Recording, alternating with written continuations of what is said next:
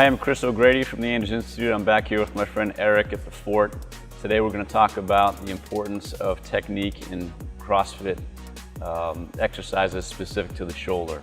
So talk a lot about the importance of doing things right. Today Eric's going to go over some of those movements with both the right and the wrong way to do things. Sure, so once your body's properly warmed up, one of the first things that we like to look for is proper range of motion at the shoulder joint. The first thing that we want to do is make sure that the shoulder can get into the proper positions of the movement so that we're not getting in an unsafe position to further increase risk of injury. So there's a series of tests and things that we can do to help ensure that the shoulder is loose, and then if we identify that we don't have the proper range of motion, our first step, rather than trying to spend a lot of time getting stronger, is to do some stretches and exercises to loosen up the shoulder so we can get it into the proper position.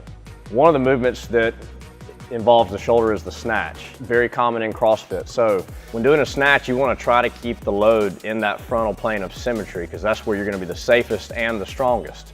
So one of the common things that we see in a snatch is when you go to receive that snatch, your load is getting in front of that frontal plane, and that puts a lot of stress on that shoulder joint. So you've got to first have the right range of motion to be able to externally rotate the shoulder to be able to receive the snatch in that frontal plane, and also to keep that shoulder girdle very active.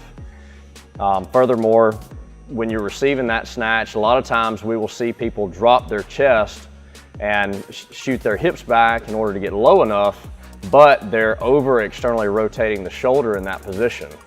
The way we fix that is if you'll shift your hips forward, push your knees out, get them in line over the toes, you can elevate the shoulders, lessen the external rotation at the shoulder joint so that you can get in a safer form where not only you're putting less stress at the shoulder joint, but you're going to be a lot stronger and be able to hold a lot more load overhead.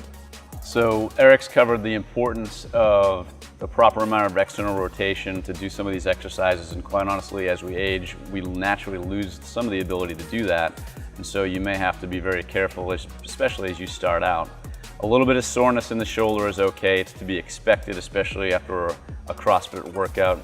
However, if you're having sharp pain, clicking, any noises like that don't resolve within a couple of days, then you're going to want to seek the opinion of a medical professional or a well-educated level 1 trainer.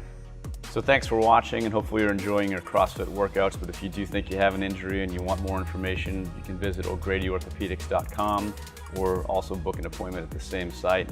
Or if you'd like to find out more information about CrossFit or find a great place to get started, you can visit jointhefort.com.